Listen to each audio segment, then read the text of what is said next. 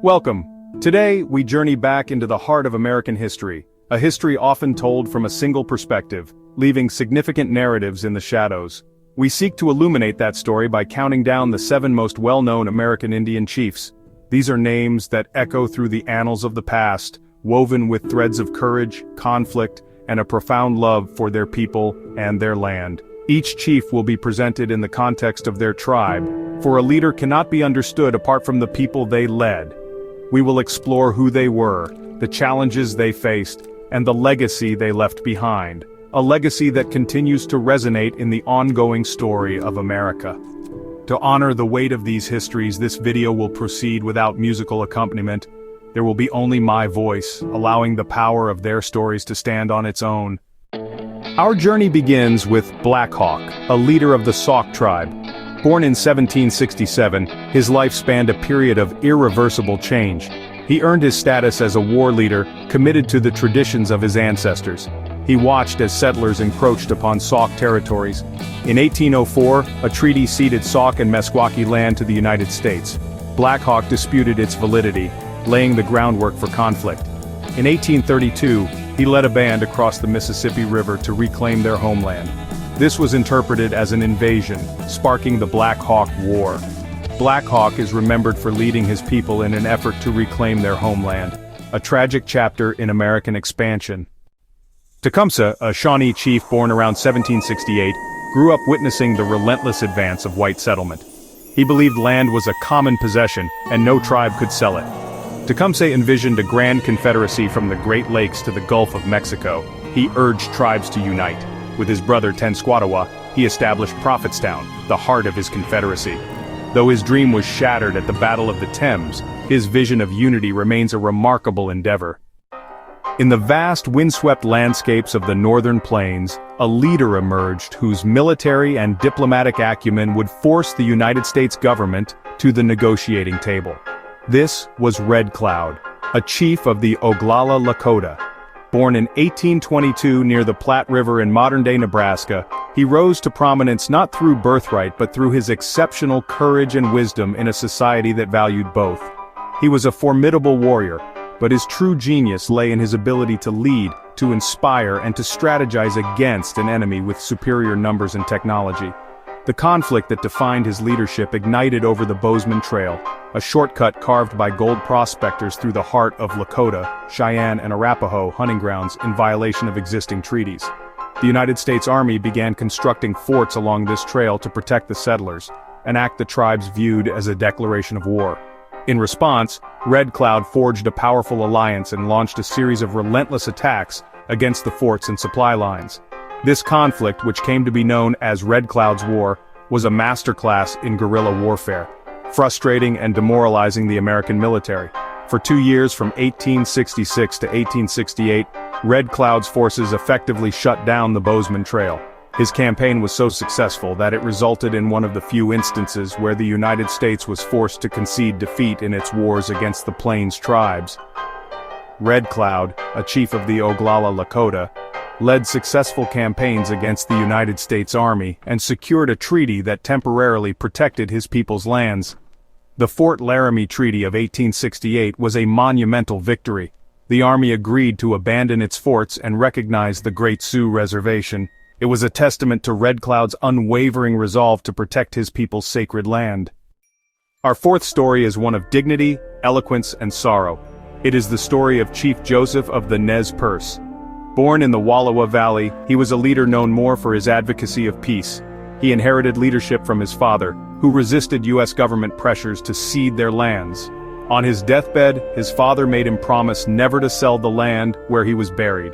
In 1877, conflict arose when the U.S. government, breaking a treaty, ordered Joseph's band to abandon their lands.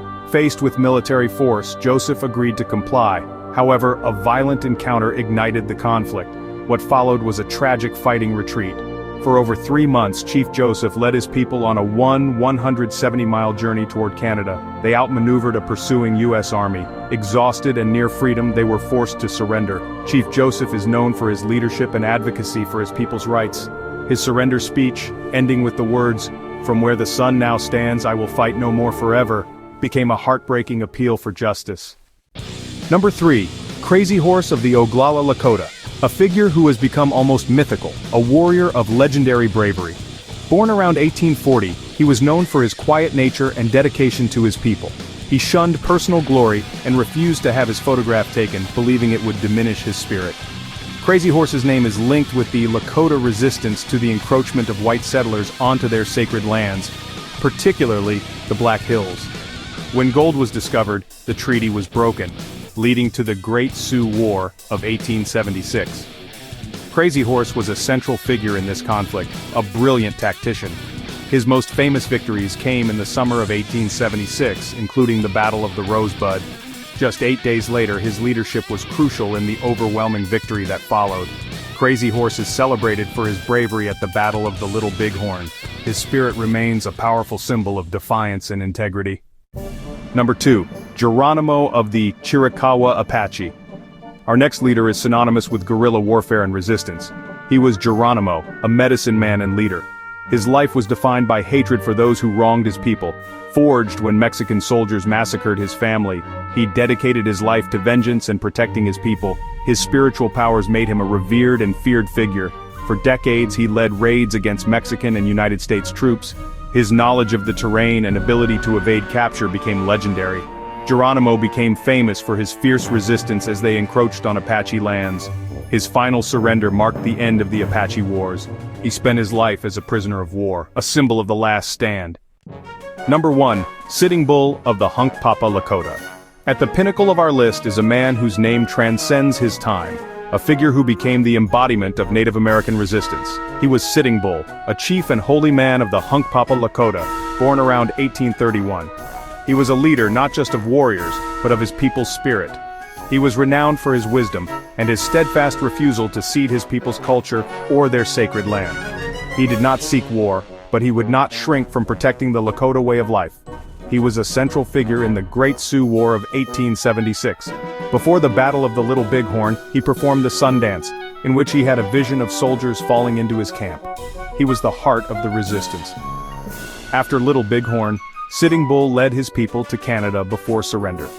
He even toured with Buffalo Bill's Wild West show. Sitting Bull is remembered for his role in the Battle of the Little Bighorn and his enduring legacy as a symbol of Native resistance. His life was cut short in 1890, but his name and spirit have endured. We have journeyed through the lives of 7 extraordinary leaders. From the woodlands of the East to the deserts of the Southwest and the vast prairies of the Great Plains, their stories are deeply etched into the landscape of America. Black Hawk, Tecumseh, Red Cloud, Chief Joseph, Crazy Horse, Geronimo, and Sitting Bull. They were men of their time, responding to an unprecedented crisis that threatened to extinguish their cultures. They were complex human beings, not simple figures of myth. They were fathers, spiritual guides, diplomats, and warriors who made impossible choices for the people they loved. Their legacies are not confined to the pages of history books or the frames of these old photographs. They live on in the resilience of their descendants, in the ongoing struggles for sovereignty and cultural preservation, and in the very names of the rivers, mountains, and states of this nation. To remember them is to acknowledge a more complete, more honest version of our shared past. It is to understand that the story of America is a story of many peoples, many voices, and many histories, often in conflict, but forever intertwined. Their echoes challenge us to listen more closely to the stories that have been silenced. This list is, by its nature, incomplete. History is filled with countless other leaders whose courage and wisdom deserve to be known and honored. I encourage you to share your thoughts in the comments below. Which chiefs do you believe should have been included? Whose story resonates most deeply with you? Your contributions enrich this dialogue and help keep these vital histories alive. If you found this journey through the past meaningful, please subscribe for more content that seeks to explore the depths of our collective story. Thank you for watching.